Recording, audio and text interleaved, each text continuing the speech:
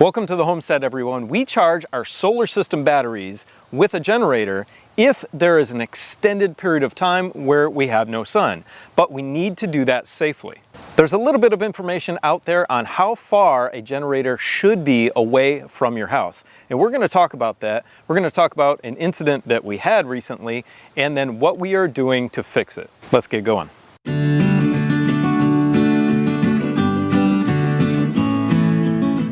That's our EG4 chargeverter, and it works directly off of our generator to charge our batteries when there is no sun, and it works off this NEMA 1430L plug. We've got a large extension cable that reaches out to the generator because obviously this isn't going to do it. We need to get that outside of the room. So the way that we did that was to crack the door and run the cable outside. Now I know what a lot of you are saying. That's crazy because carbon monoxide can leak in the house. Well, it did. And my carbon dioxide detector went off and it was about 60 parts per million. So it was leaking through that little tiny crack in the door into the house. But it was also coming in another place. And that's underneath the house because we live on a crawl space.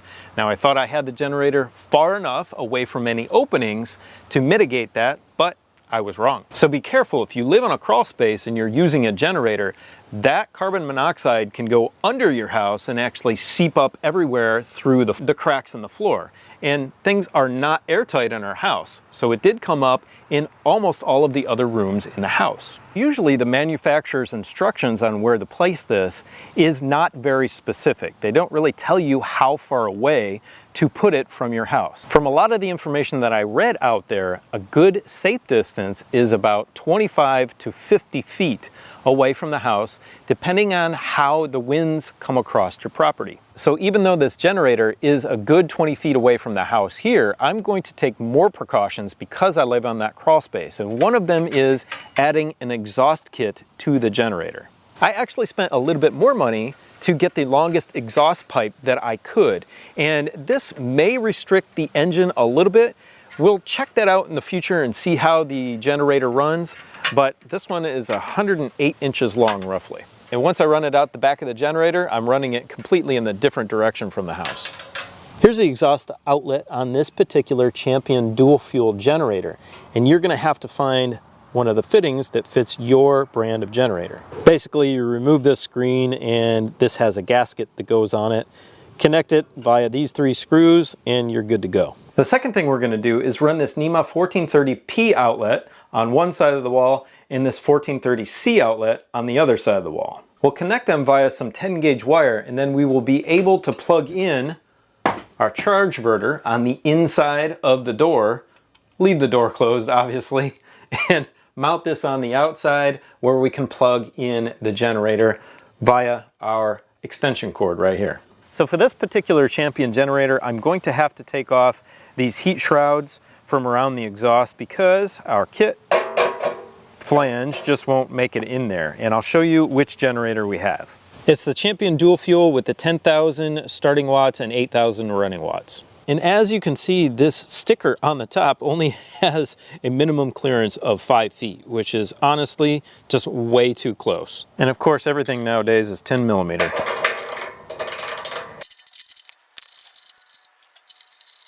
Once you get all of the bolts out of this heat shield, it should just slide out of here. And there's 10 bolts all together. You just need to take out this one on the top for this shield on the top of the exhaust out of the manifold right here. But there's still 10 in total. Now that the generator is taken care of, it's time to connect our outlets. We don't have our siding on the wall yet, and that's perfect because it gave me the opportunity to properly block out for this outlet. So we're gonna mount it right here. Now we need to get through the wall. These outlets have several different screw type openings or drill through openings that you can use to put conduit on, go through straight through the wall, whatever you choose.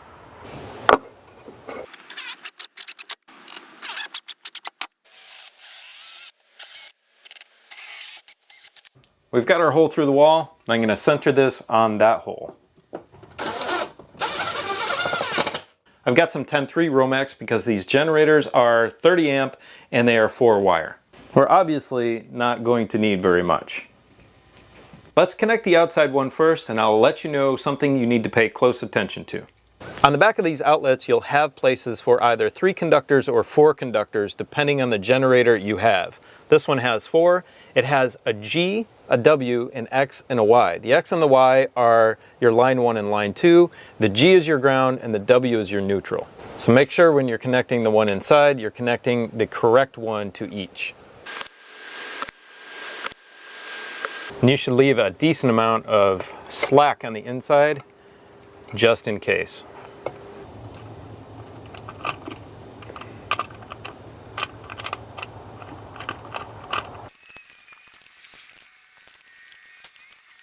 These outlet boxes that I found are really sturdy construction, and they have a lot of nice features.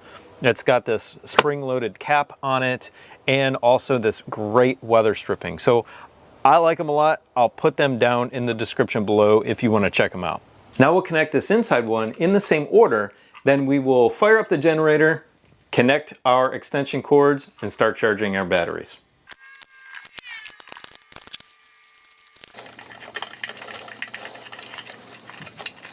We've got everything connected between the 2 boxes. Our charge inverter is plugged in. Let's plug in our generator extension cable out here. We'll get our generator started. Let's turn on our battery. Start. It's on choke. If you can hear me over this generator, you can see the exhaust coming out of the end of our extension pipe. Sorry for the noise. Now we're going to plug in our extension cable for our charge inverter. Let's go see if we have power to our charge inverter.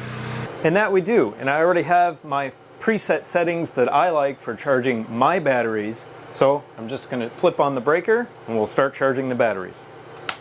So we've got our PV array off because we don't want 2 sources charging the batteries at the same time. So our panels are off, and you can see that we are charging on our batteries.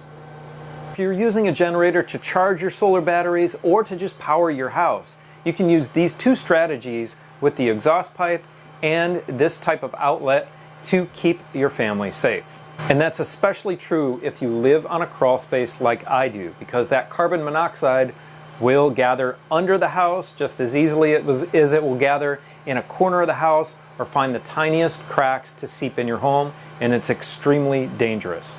And I recommend that everybody have carbon monoxide detectors in several places around their home. If you have any comments or questions, please leave them for me in the comment section below the video. And as usual, I will list all the materials that I used in the description below the video as well.